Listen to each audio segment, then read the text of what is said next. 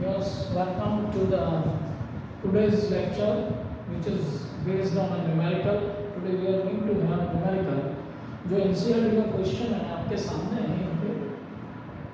A 100 ohm resistor is connected to a 220 volt 50 hertz AC supply. What is the value of RMS value of current in the circuit? अब यहाँ पर हम देखें तो आपको IRMS को कैलकुलेट करना है। IRMS को कैलकुलेट करने के लिए आपको VRMS और R पता होना चाहिए। तो यहाँ जब भी आप क्वेश्चंस करते हैं तो आप जो गिवन है उसको लिख लें। तो फर्स्ट राउंड वाला हमने लिख लिया given, that is 100 ohm resistance, जो डिटरमाइन करना है। आपको 220 वोल्ट दिया हुआ है और IRMS कैलकुलेट करना है। फ्रीक्वेंसी दे रखी है, that you can write 50 hertz. Okay, तो अब यहाँ देखेंगे हमको IRMS को डिफाइन करना है, तो we know very well, ohms का लगा सकते हैं आप। VRMS अपॉन R, VRMS आपका कितना है 220 रेजिस्टेंस आपका 100 है। If you divide it you will get the current, that is 2.2 ampere. तो ये आपका क्वेश्चन का ए पार्ट है वो कंप्लीट हो जाता है। अब बी पार्ट की ओर चलते हैं। बी पार्ट में देखें what is the net power consumed over a full cycle.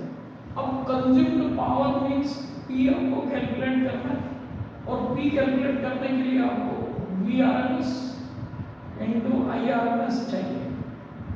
अब यहाँ पर रेजिस्टेंस में निकालना है तो cos पाई की वैल्यू 1 होती है। VI cos पाई देखें हम पावर वेक्टर की यदि बात करते हैं तो वहाँ 1 होता है, रेजिस्टिव प्योर रेजिस्टिव। तो यहाँ पे हम पावर की बात करें तो VRMS इनटू IRMS और यहाँ पर कैलकुलेट करते हैं तो ये हो गया आपका 220 इनटू करंट इज 2.2, तो इसको मल्टीप्लाई करेंगे तो 22 4 and it is 0, so it is 484 watt। ये आपके पावर को रिप्रेजेंट कर रहा है, पावर की वैल्यू को हमने कैलकुलेट कर लिया। तो इस टाइप के क्वेश्चंस में आपको सिंपली यहाँ पर एक सिंपल क्वेश्चन था आपके सामने, VRMS IRMS कैलकुलेट करना था। VRMS गिवन था, रेजिस्टेंस दिया हुआ था, then we can easily determine this IRMS। Similarly we have got the power. So इस प्रकार से न्यूमेरिकल को आप बहुत आसान तरीके से कर सकते हैं। इसमें आपको जो लॉज है या जो फॉर्मूला एप्लीकेबल है वो याद होना चाहिए, और उसके लिए आपको जैसे यहाँ पे ओम्स का एप्लीकेबल था, यहाँ पावर के लिए VRMS इनटू IRMS एप्लीकेबल था। इस तरीके से आप क्वेश्चंस को कर सकते हैं। If you know power is equal to VRMS into IRMS and for the Ohm's law V is equal to I into R. If you want to know I, then you can determine V upon R. So this way we can go with the numericals.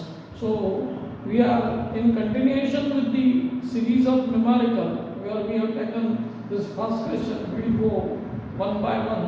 So be with us, join us, subscribe, so you will get all the questions based on the NCERT and CBSE systems.